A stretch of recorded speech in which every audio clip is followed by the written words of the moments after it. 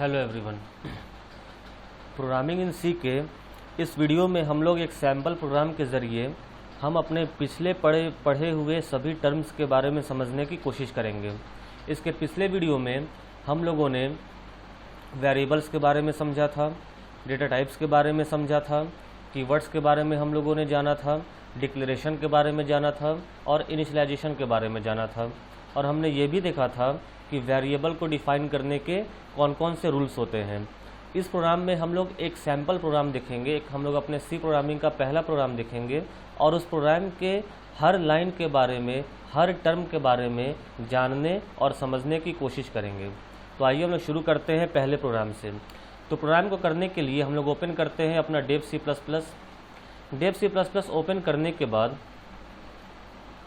जब ये ओपन हो जाएगा तो यहाँ पर हम क्लिक करेंगे और यहाँ न्यू लिखा हुआ है और वहाँ पे क्लिक करने के बाद हम क्लिक करेंगे सोर्स फाइल पर, जिसका शॉर्टकट कंट्रोल एन भी होता है। हम कंट्रोल एन को प्रेस करके हम इसे ओपन कर सकते हैं। ओपन करने के बाद अब हम यहाँ पर अपने प्रोग्राम को लिखना शुरू करेंगे। तो चलिए पहले एक प्रोग्राम को सिंपली टाइप करके उसे एग्जीक्यूट कराकर हम उसका आउटपुट देखते हैं और तब उसके बाद हम लोग लाइन बाय लाइन हम अपने हर प्रोग्राम के बारे में जानने और समझने की हम लोग कोशिश करते हैं। तो पहला लाइन हम लोग का एक कमेंट है, यहाँ लिख देते हैं माई फर्स्ट सी प्रोग्राम, कि हमारा पहला सी प्रोग्राम है। अभी ये क्या होता है अभी इसके बारे में टेंशन न लीजिए। प्रोग्राम को एग्जीक्यूट करने के बाद हम हर लाइन को जानने और समझने की कोशिश करेंगे। सबसे पहले यहाँ पर हम लोग लिखते हैं हेडर फाइल #include stdio.h। तो यहाँ लिखते हैं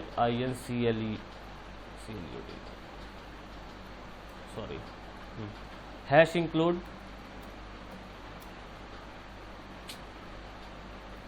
#include stdlib.h #define clr system cls void main int p is equal to, हम लोग यहाँ पर सिंपल इंटरेस्ट को कैलकुलेट करेंगे। एक हम लोग कोई भी वैल्यू देकर और हम सिंपल इंटरेस्ट को कैलकुलेट हम करते हैं और देखते हैं कि हमारा आउटपुट क्या आता है। सपोज हम प्रिंसिपल अमाउंट ले लिए 5000, रेट ले लिया हम लोगों ने 5% और टाइम हमने ले लिया 2 ईयर्स। फिर हम लोग SI ले लेते हैं, यानी जिस वेरिएबल में हम लोग सिंपल इंटरेस्ट को स्टोर करेंगे। तो यहाँ पर देखिए ये लाइन जो हम लोग का है, इस लाइन को हम लोग बोलेंगे इनिशियलाइजेशन। क्यों? क्योंकि यहाँ पर हमने वेरिएबल को डिक्लेयर करने के साथ साथ हमने यहाँ पर उसके वैल्यू को भी डिफाइन किया है कि उन वेरिएबल्स के वैल्यू क्या क्या होंगे। और ये है डिक्लेरेशन, क्योंकि हमने यहाँ पर सिर्फ वेरिएबल को डिफाइन किया है, हमने इसके यहाँ पर वैल्यू को डिफाइन नहीं किया है। उसके बाद हम यहाँ पर देते हैं CLR तो हम लोग यहाँ पर सिंपल इंटरेस्ट का फॉर्मूला लगा देते हैं। सिंपल इंटरेस्ट का फॉर्मूला क्या होता है? Principal into rate into time divided by 100। तो हम यहाँ पर लिखते हैं P into R into T and then divided by 100। फिर यहाँ लिखते हैं printf simple interest is %f और यहाँ पर वेरिएबल का नाम। और सिंपली हम इसे सेव करते हैं। सेव करने के लिए कंट्रोल S को प्रेस करेंगे और यहाँ पर हम लोग नाम दे देंगे। मान लीजिए हमने यहाँ पर नाम दे दिया SI, और नाम देने के बाद हम यहाँ से सेलेक्ट कर लेंगे कि हमें किस मोड में अपने फाइल को सेव करना है। तो ये हमारा C++ नहीं है, बल्कि हमारा ये C सोर्स फाइल है। हमने C पे हमने क्लिक किया और हमने सेव पे क्लिक कर देते हैं। इस तरीके से देखिए SI.C, ये .C क्या है? .C एक्सटेंशन है। एक्सटेंशन क्या होता है? एक्सटेंशन का इस्तेमाल किया जाता है ये बताने के लिए कि हमारा प्रोग्राम किस टाइप का है। फॉर एग्जांपल, अगर हम लोग अपने वर्ड फाइल को सेव करेंगे तो उसका एक्सटेंशन होगा .docx। अगर हम एक्सेल फाइल को सेव करेंगे तो उसका एक्सटेंशन होगा XLSX। यानी वो एक्सटेंशन देकर हम समझ सकते हैं कि वर्ड फाइल है या एक्सेल फाइल है, या अगर नोटपैड फाइल हो तो .txt कि वो टेक्स्ट फाइल है। उसी तरीके से C फाइल का एक्सटेंशन होता है .c, C++ का होता है .cpp, वैसे जावा का होता है .java। C# का होता है .cs। इसी तरीके यही हमारा एक्सटेंशन होता है जो बताता है कि मेरे फाइल का टाइप क्या है। उसके बाद हम इस प्रोग्राम को रन करेंगे। प्रोग्राम को रन करने के लिए हम क्लिक करते हैं एग्जीक्यूट पर। तो देखिए यहाँ पर हमें एग्जीक्यूट में शॉर्टकट्स दिख रहे हैं। सिर्फ कंपाइल करना हो तो F9, रन करना हो तो F10, कंपाइल और रन दोनों करना हो तो F11। तो चूंकि पहले हम इसे कंपाइल करेंगे और कंपाइल करने में चेक करेंगे कि हमारे प्रोग्राम में कहीं कोई एरर तो नहीं। हम F9 पे क्लिक करते हैं तो देखिए ये दे रहा है कंपाइलेशन सक्सीडेड। दैट मीन्स कि हमारे प्रोग्राम में कोई भी एरर नहीं है, यानी कंपाइल टाइम एरर यहाँ पर नहीं आया है। हम फिर क्लिक करेंगे रन पर। जैसे हम रन पे क्लिक करते हैं तो देखिए यहाँ पर हमें आउटपुट क्या दे रहा है, आउटपुट दे रहा है सिंपल इंटरेस्ट इज़ 500। तो अगर हम इसे कैलकुलेट करते हैं अपने सिंपल इंटरेस्ट को, तो यानी 5000 × 5 × 2, तो इसका ये टोटल हो जाएगा 5000 × 5 25,000 × 2, ये हमारा हो गया 25 × 2 50, यानी 50,000 हुआ ये। और 50,000 को जब 100 से हम लोगों ने डिवाइड किया तो आंसर आया 500। तो ये तो बेसिकली एक प्रोग्राम हो गया जहाँ पर हम लोगों ने सिंपल इंटरेस्ट को कैलकुलेट किया। अब आइए हम लोग लाइन नंबर 1 से लेकर लाइन नंबर 13 तक समझते हैं कि हर एक लाइन का मतलब क्या है, ये क्या कह रहा है। तो पहला लाइन ये लिखा हुआ है माय फर्स्ट सी प्रोग्राम। तो ये लाइन जो लिखा हुआ ये कमेंट है। कमेंट क्या होता है, कमेंट का इस्तेमाल किया जाता है अपने प्रोग्राम को डिस्क्रिप्टिव बनाने के लिए। यानी कि जो फर्स्ट लाइन है, फर्स्ट लाइन क्या है, फर्स्ट लाइन है हम लोगों का कमेंट। कमेंट क्या होता है, कमेंट क्या होता है, comment is use to make the program descriptive. ये प्रोग्राम को डिस्क्रिप्टिव बनाने के लिए इसका इस्तेमाल किया जाता है। तो डिस्क्रिप्टिव बनाने का मतलब कि अगर प्रोग्राम में हमें कुछ समझाना है कि हमारा वो लाइन क्या कह रहा है या कोई पर्टिकुलर स्टेटमेंट क्या कह रहा है। जैसे यहाँ पर देखिए हमने लिखा है इनिशियलाइजेशन, तो ये भी हमने किस में लिखा है, कमेंट में लिखा है। चलिए हम 1 मिनट के लिए हम इस कमेंट को हटा देते हैं और देखते हैं कि क्या हो रहा है। कमेंट को हटाने के बाद जब हम इसे एग्जीक्यूट यानी जब इसे हम कंपाइल करेंगे तो देखिए कंपाइलेशन में ये एरर दे दिया कि अननोन टाइप नेम माई, यानी कि जो माई लिखा हुआ है ये क्या है, ये सी कंपाइलर को समझ में नहीं आया। होता क्या है बेसिकली कि जब ये कंपाइलेशन में जाता है तो हर वर्ड का जो कुछ भी लिखा हुआ उसका एक फॉर्मेट होता है, एक सिंटेक्स होता है। अगर हम उस फॉर्मेट में, उस सिंटेक्स में अगर हम उन चीज़ों को नहीं लिखेंगे तो कंपाइलर उस चीज़ को समझ नहीं पाएगा। ये सिंटेक्स क्या होता है, सिंटेक्स बेसिकली रूल होता है। जैसे रूल होता है, नियम होता है। जैसे कि इंग्लिश ग्रामर को अगर एग्जाम्पल लें हम, तो इंग्लिश ग्रामर में भी सेंटेंसेस को लिखने के कुछ रूल्स होते हैं कि किसी भी फॉर्मेट में अगर कोई सेंटेंस हो या ग्रामेटिकली अगर हम कोई सेंटेंस लिख रहे हैं तो सेंटेंस में रूल दिया जाता है कि उसको लिखने का तरीका क्या है, is M R plus adjective, ऐसे कुछ लिखकर वो रूल दिए गए होते हैं। उसी को सिंटेक्स कहा जाता है प्रोग्रामिंग के टर्म में। तो सिंटेक्स क्या होता है कि वो नियम होता है, वो रूल होता है कि किस तरीके से आपको अपने प्रोग्राम्स को लिखना है। तो यहाँ पर हमने जब लिखा माई फर्स्ट सी प्रोग्राम तो कंपाइलर को ये लाइन समझ में नहीं आया कि माई फर्स्ट सी प्रोग्राम क्या होता है।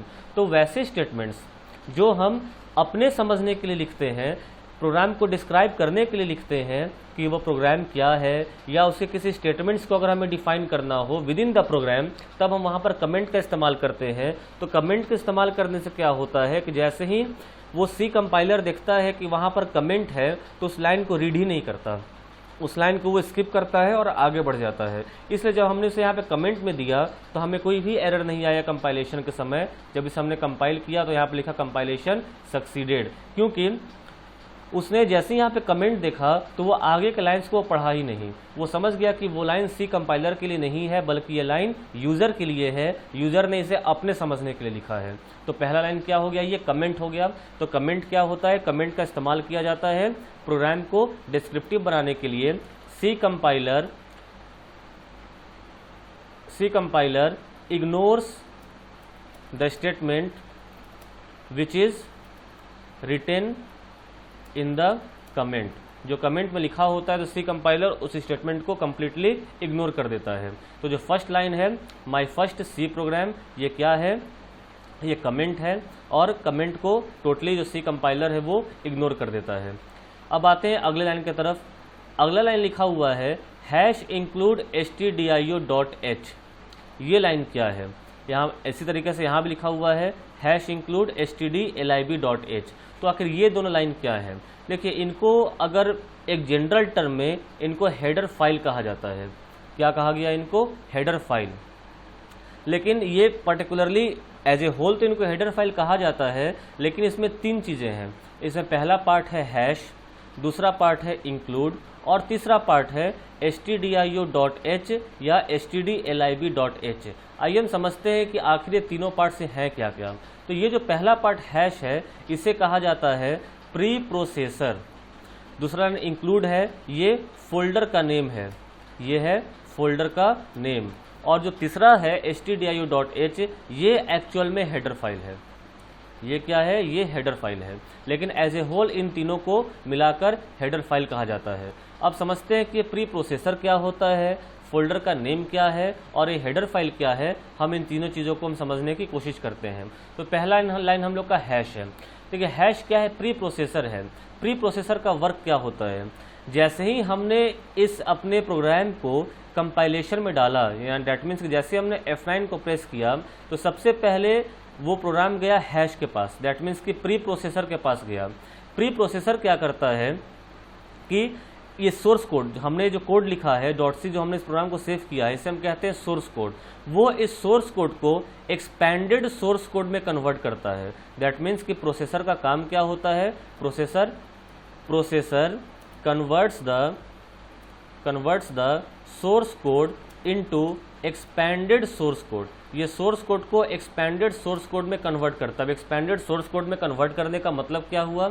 एक्सपेंडेड सोर्स कोड में कन्वर्ट करने का मतलब ये हुआ कि हमने अपने प्रोग्राम में जितने भी प्री डिफाइंड चीज़ों को यूज़ किया है, यानी कंपाइलर में जो चीज़ें पहले से ही डिफाइंड हैं, अगर उन किसी चीज़ों को हमने अपने प्रोग्राम में यूज़ किया है तो उन स्टेटमेंट्स को उनके डेफिनेशन पार्ट से लिंक करना। मतलब क्या हुआ इसका? कहने का मतलब ये हुआ, फॉर एग्जांपल हमने यहाँ पे लिया सपोज प्रिंटफ। ये प्रिंटफ क्या? एक फंक्शन है। ये प्रिंटफ क्या है? एक फंक्शन है। अब फंक्शन क्या है, स्टेटमेंट क्या है, इसको कैसे पहचानेंगे, हम इसके बारे में आगे चर्चा करेंगे। अभी आप ये समझिए कि प्रिंटफ एक फंक्शन है, लेकिन ये जो फंक्शन है, क्या इस फंक्शन को हम लोगों ने डिफाइन किया इस प्रोग्राम में कि प्रिंटफ क्या काम करेगा? क्या इस प्रोग्राम में कहीं पर भी हम लोगों ने इस चीज़ को डिफाइन किया है? बिल्कुल नहीं। फिर भी ये वर्क कर रहा है, तो इसका मतलब ये हुआ कि ये प्रिंटफ है, ये प्री डिफाइंड फंक्शन है। यानी ये जो फंक्शन पहले से ही सी कंपाइलर में डिफाइंड है। तो आखिर डिफाइंड है तो ये कहाँ पर डिफाइंड है, ये क्या काम करेगा, ये बातें तो कंपाइलर को समझने की ज़रूरत होंगी। वो ऐसे तो कंपाइल कर नहीं लेगा।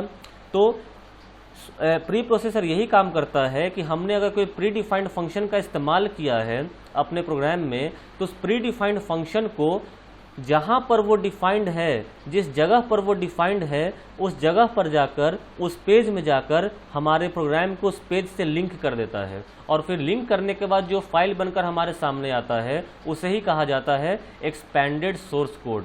दैट मीन्स कि सोर्स कोड तो वो फाइल हो गया जो हमने यहाँ पर लिखा, जो हमने यहाँ पर टाइप किया, और एक्सपेंडेड सोर्स कोड वो फाइल होता है जो फाइल प्री डिफाइंड फंक्शंस जहाँ पर डिफाइंड किए गए हैं उस पेज से अगर इस प्रोग्राम इस सोर्स कोड को लिंक कर दिया जाए, .c फाइल को लिंक कर दिया जाए, तब जाकर वो बन जाता है एक्सपेंडेड सोर्स कोड। तो अब आप लोग ये जानने की कोशिश बिल्कुल करेंगे कि आखिर ये जो प्रिंटफ ये कहाँ पर डिफाइंड है। तो देखिए, हम दिखाते हैं कि प्रिंटफ कहाँ पर डिफाइंड है। प्रिंटफ डिफाइंड कहाँ पर है जानने के लिए, इसको पहले हम छोटा कर लें। प्रिंटफ कहाँ पर है ये जानने के लिए हम लोग जाएंगे अपने सी ड्राइव में। सी ड्राइव में जाने के बाद यहाँ पर हम जाएंगे प्रोग्राम फाइल्स। यहाँ पर देखिए डेव C++ यहाँ पर इंस्टॉल्ड है। यहाँ पर जाने के बाद हमें मिलेगा min GW64। यहाँ पर जाते हैं, यहाँ हमें मिलेगा x86 W64 min WG32। यहाँ जाने के बाद देखिए हमें एक फोल्डर मिल रहा है। इस फोल्डर का नाम क्या है? इंक्लूड। यही ये फोल्डर है जो हमने यहाँ पर लिखा है। इंक्लूड क्या है? ये फोल्डर नेम है। तो हैश के बाद जो इंक्लूड लिखा हुआ है, इंक्लूड यही फोल्डर का नाम है। दैट मीन्स कि इस फोल्डर में ये चीज़ें डिफाइंड है। तो यहाँ पे इंक्लूड में गए तो इंक्लूड क्या हो गया? फोल्डर का नाम हो गया। तो हैश ने क्या काम किया? हैश ने उस प्रोग्राम को लिंक किया। कहाँ पर, जहाँ पर प्री डिफाइंड फंक्शंस डिफाइंड हैं, वो कहाँ पर डिफाइंड है, तो इंक्लूड फोल्डर में, इसलिए हैश के बाद हम लोगों ने इंक्लूड लिखा कि इंक्लूड फोल्डर में डिफाइंड है। अब हम इंक्लूड में जाते हैं। अब यहाँ पर जाने के बाद देखिए हमें इतने सारे हमें फाइल्स मिल रहे हैं। गौर कीजिए कि इसके टाइप में क्या लिखा हुआ है, सी हेडर फाइल, दैट मीन्स कि ये सब क्या है, हेडर फाइल्स हैं। तो यहाँ पर देखिए कि हम लोगों ने हैश इंक्लूड के बाद क्या लिखा है, stdio.h, दैट मीन्स कि हम जो यहाँ पर फंक्शन इस्तेमाल कर रहे हैं प्रिंटफ, यह प्रिंटफ किस हेडर फाइल में डिफाइंड किया गया है, तो stdio का फुल फॉर्म होता है स्टैंडर्ड इनपुट आउटपुट, स्टैंडर्ड का std, इनपुट का i और आउटपुट का o, तो स्टैंडर्ड इनपुट आउटपुट ये इस फाइल का नाम है। तो हम यहाँ पर चेक करते हैं कि stdio कहीं है कि नहीं, तो देखिए यहाँ पर हमें stdio लिखा हुआ मिल रहा है, ये क्या है, सी हेडर फाइल है। अब इसे हम ओपन करते हैं। ओपन करने के बाद हम यहाँ पर ये देखेंगे कि क्या यहाँ पर प्रिंटफ नाम का कोई फंक्शन पहले से डिफाइंड है या नहीं। तो आइए हम देखते हैं, हम इसे फाइंड करते हैं, प्रिंटफ हम इसे फाइंड करते हैं। फाइंड किया हम लोगों ने, एक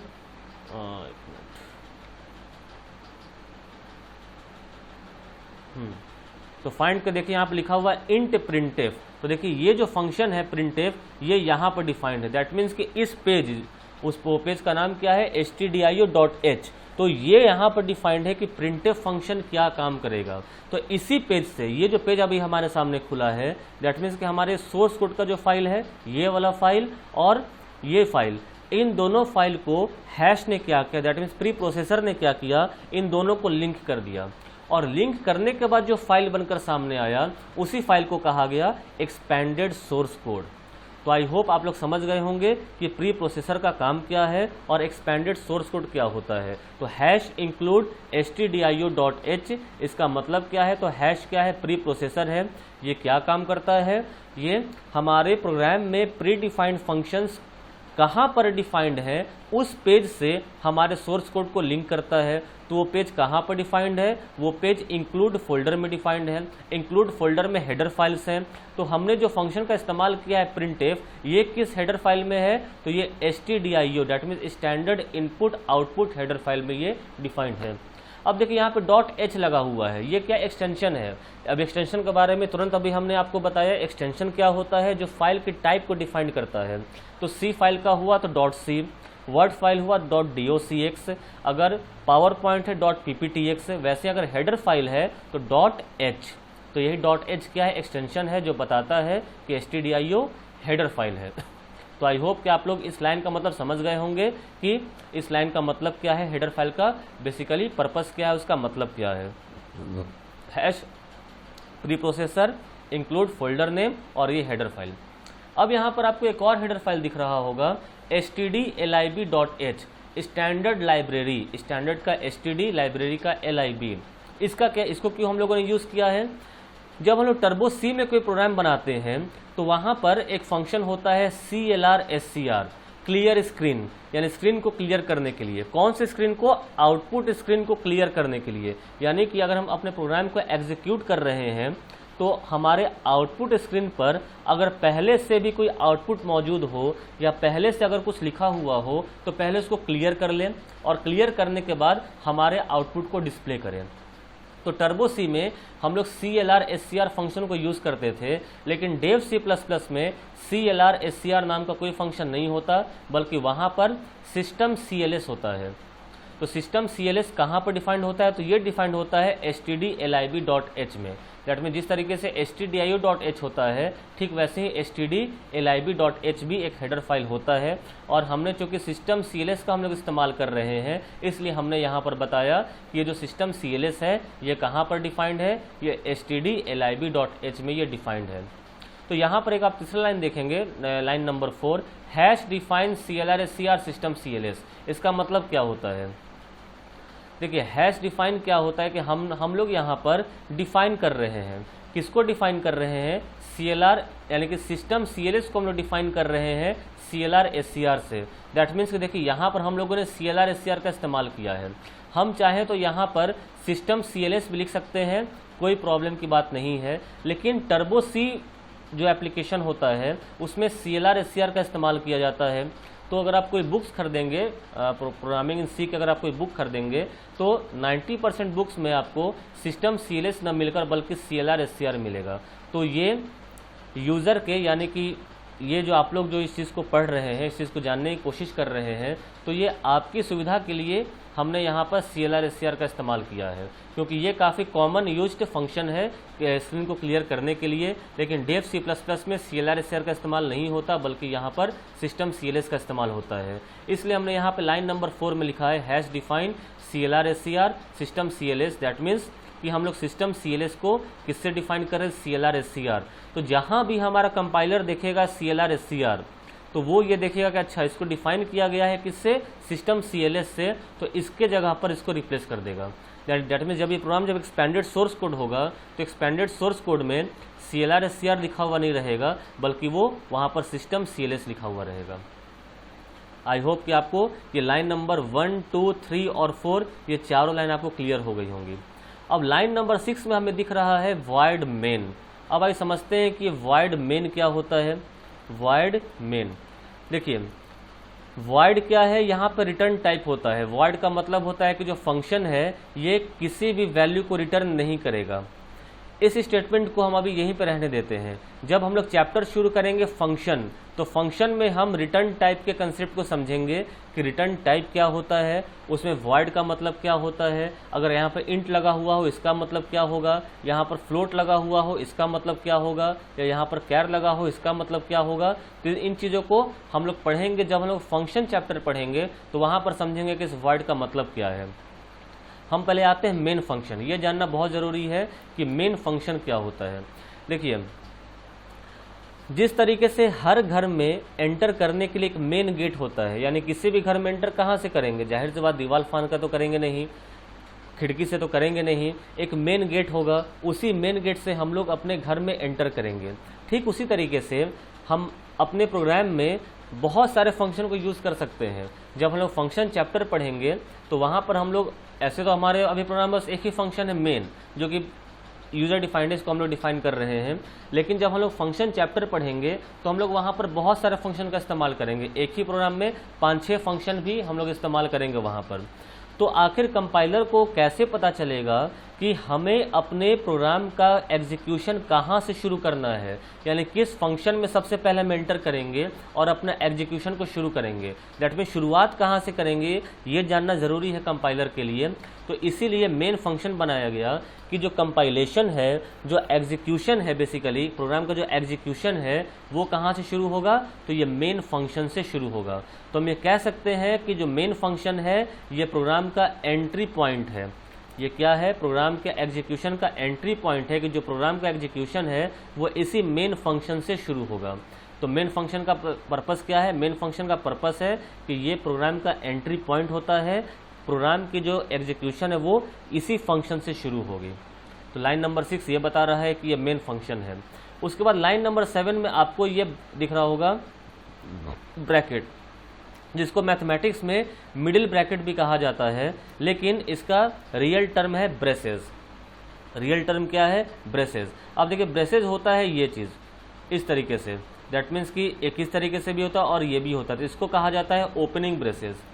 इसको क्या कहा जाता है, ओपनिंग ब्रेसेस। की यहाँ से जो फंक्शन का पार्ट है वो शुरू होता है। दैट मीन्स कि फंक्शन कहाँ से शुरू होगा और कहाँ पर ख़त्म होगा ये भी डिफाइन करना ज़रूरी है, कि जो फंक्शन है उसका रेंज कहाँ से कहाँ तक है, वो कहाँ से उसका डेफिनेशन शुरू हो रहा है और कहाँ से उसका डेफिनेशन, कहाँ पर उसका डेफिनेशन ख़त्म हो रहा है। तो ओपनिंग ब्रेसेस डिफाइन करता है कि ये जो मेन फंक्शन है, मेन फंक्शन की जो बॉडी है ये यहाँ से शुरू होती है। दैट मीन्स इसके बाद अब जो कुछ भी लिखा जाएगा वो मेन फंक्शन का ही पार्ट होगा, वो किसी और फंक्शन का पार्ट नहीं होगा। तो ओपनिंग ब्रेसेस क्या डिफाइन करता है कि वो फंक्शन का जो पार्ट है वो कहाँ से शुरू हुआ, ये ओपनिंग ब्रेसेस डिफाइन करता है।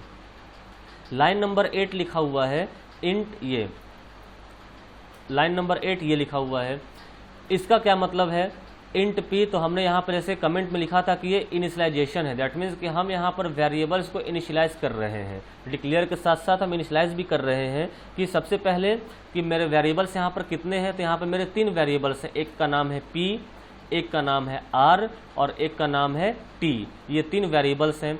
ये तीनों वेरिएबल किस टाइप के वैल्यू को स्टोर करेंगे? तो इंट, दैट मीन्स के इंटीजर। जो तीनों वेरिएबल हैं वो इंटीजर टाइप के वैल्यू को स्टोर करेंगे। और साथ ही साथ हमने इन वेरिएबल्स के वैल्यू को भी यहाँ पे डिफाइन किया है कि p का value, that means p for क्या हो गया? प्रिंसिपल। देखिए वेरिएबल नेम जितना ही शॉर्ट रखेंगे उतना ही अच्छा होगा।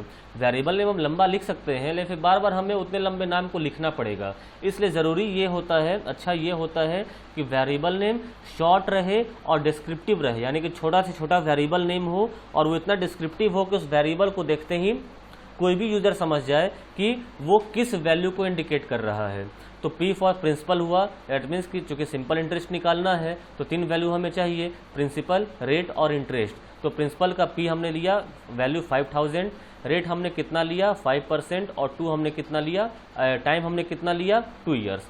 तो हमने P का वैल्यू कर दिया 5000, R का हमने वैल्यू कर दिया 5 और T का हमने वैल्यू कर दिया 2। तो ये लाइन क्या है? ये इनिशियलाइजेशन है, दैट मीन्स कि ये वेरिएबल को डिफाइन भी किया, किस टाइप के वेरिएबल है ये भी डिफाइन हुआ और उन वेरिएबल्स के वैल्यू क्या है ये भी डिफाइन हुआ। तो ये तीनों इंटीजर टाइप के वेरिएबल हो गए। तो ये था लाइन नंबर 8। लाइन नंबर 9 यहाँ पे लिखा हुआ है फ्लोट SI। फ्लोट SI का क्या मतलब है? फ्लोट SI दैट मीन्स, तो देखिए SI क्या हो गया? ये डिक्लेरेशन है क्योंकि हमने यहाँ पे किसी वैल्यू को डिफाइन नहीं किया है। तो SI क्या है? SI वेरिएबल का नेम है, सिंपल इंटरेस्ट का हमने शॉर्ट कर दिया SI। अब यहाँ पे लिखा हुआ है फ्लोट। तो जैसा कि हमने पिछले वीडियो में देखा था कि फ्लोट का इस्तेमाल किया जाता है डेसिमल टाइप के वैल्यू को, फ्रैक्शनल टाइप के वैल्यू को या रियल वैल्यू को स्टोर करने के लिए, जिसमें पॉइंट की भी वैल्यू आए। तो हो सकता है कि जब हम सिंपल इंटरेस्ट को जब इसे कैलकुलेट करें तो जो हमारा वैल्यू आए वो पॉइंट में आए। क्वाइट पॉसिबल, बिल्कुल पॉसिबल है कि वैल्यू हमारे पॉइंट में आ सकता है, इसलिए हमने इसका टाइप हमने क्या कर दिया? फ्लोट कर दिया, ताकि अगर वैल्यू फ्लोट में, अगर वैल्यू डेसिमल में आती है, अगर सपोज हम इसको यहाँ पे इंट ही कर देते, हम यहाँ पे इसको इंट SI लिख देते, तो उस केस में क्या होता कि अगर डेसिमल पॉइंट में कोई हमारा आउटपुट आता, लेट्स से अगर हमारा आउटपुट आता सपोज 500.34 अगर हमारा ये आउटपुट आता, तो चूंकि ये जो SI जो वेरिएबल है ये इंटीजर टाइप का है, तो वो हमारे आउटपुट में सिर्फ 500 दिखाएगा, वो 0.34 को नहीं दिखाएगा, क्योंकि इंटीजर का हमने रूल देखा था कि it must not contain any decimal point value. That mean जो इंटीजर कांस्टेंट होता है वो किसी भी डेसिमल वैल्यू को स्टोर नहीं करता है, इसलिए वो डेसिमल के बाद वाले जो वैल्यू है उसको वो हटा देगा, उसको वो स्किप कर देगा। इसलिए वो डेसिमल के बाद वाले वैल्यू स्किप ना हो, इसलिए हमने यहाँ पे उसे किससे डिफाइन किया है? फ्लोट से डिफाइन किया है कि डेसिमल के बाद अगर कोई वैल्यू होता है तो उस वैल्यू को भी वहाँ पर लिखे। तो ये था लाइन नंबर 9 जो कि डिक्लेरेशन था। उसके बाद लाइन नंबर 10 हमने क्या लिखा? CLR SCR। CLR SCR जैसा कि हमने पहले बताया कि CLR SCR टर्बो में इस्तेमाल होता है, लेकिन डेव में हम इसी जगह पे इस्तेमाल करते हैं सिस्टम CLS।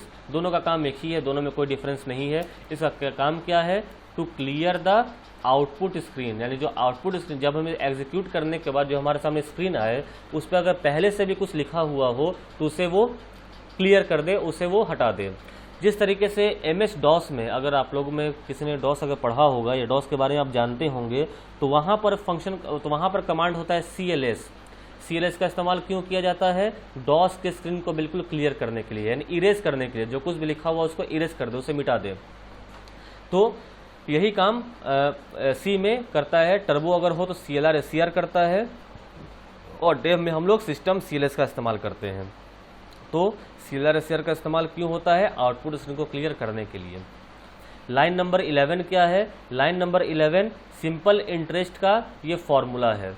दैट मीन्स कि हमें जो सिंपल इंटरेस्ट को हमें कैलकुलेट करना है तो उसका ये फॉर्मूला है। तो फॉर्मूला जैसा कि हम सभी लोगों को पता है, सिंपल इंटरेस्ट का फॉर्मूला क्या होता है? Principal into rate into time divided by 100। हमने से यहाँ ब्रैकेट में क्यों लिखा?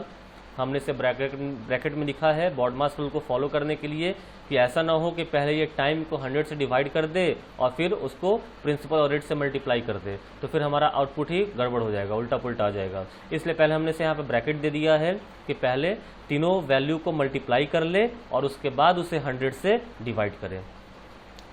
उसके बाद लिखा हुआ यहाँ printf simple interest is %FSI। देखिए प्रिंटफ क्या एक आउटपुट फंक्शन है। अब जस्ट इसके बाद हम लोग इनपुट आउटपुट स्टेटमेंट पर आएंगे और वहाँ पर हम दो फंक्शन के बारे में पढ़ेंगे, प्रिंटफ और स्कैनफ।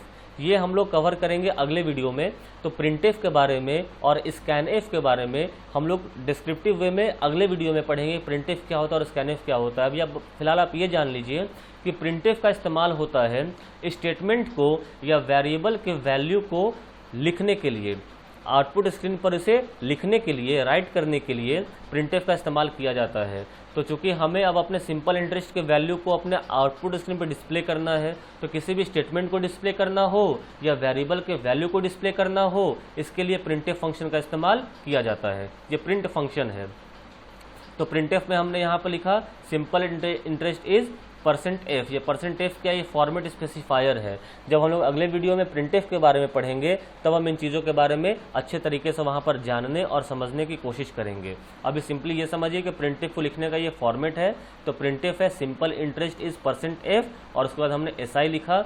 तो ये क्या करेगा कि सिंपल इंटरेस्ट इज, ये तो स्टेटमेंट है, सिंपली इसे प्रिंट कर देगा और उसके बाद यहाँ पर जहाँ %f लिखा हुआ है तो आउटपुट में वहाँ पर %f के जगह पर SI का जो वैल्यू आएगा उस वैल्यू को यहाँ पर डिस्प्ले कर देगा। तो अभी SI का वैल्यू कितना आएगा, तो 5000 × 5 25,000 × 2 50,000। 50,000 को जब 100 से मल्टीप्लाई करेगा तो वैल्यू कितना आएगा 500। तो आउटपुट पे क्या डिस्प्ले करेगा, सिंपल इंटरेस्ट इज 500। उसके बाद ये लास्ट में दिख रहा है ये मिडिल ब्रैकेट है, जो इसको हम बताया ब्रेसेस होता है ये। तो ये यहाँ पर है क्लोजिंग ब्रेसेस।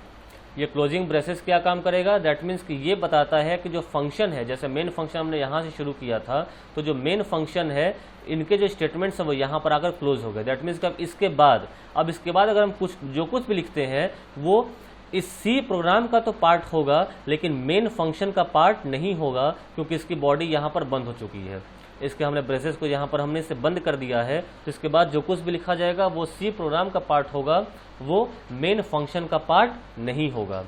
तो इस तरीके से हमने यहाँ पर हर लाइन के बारे में जानने समझने की कोशिश की कि इस प्रोग्राम में लिखा हुए हर लाइन का क्या मतलब है।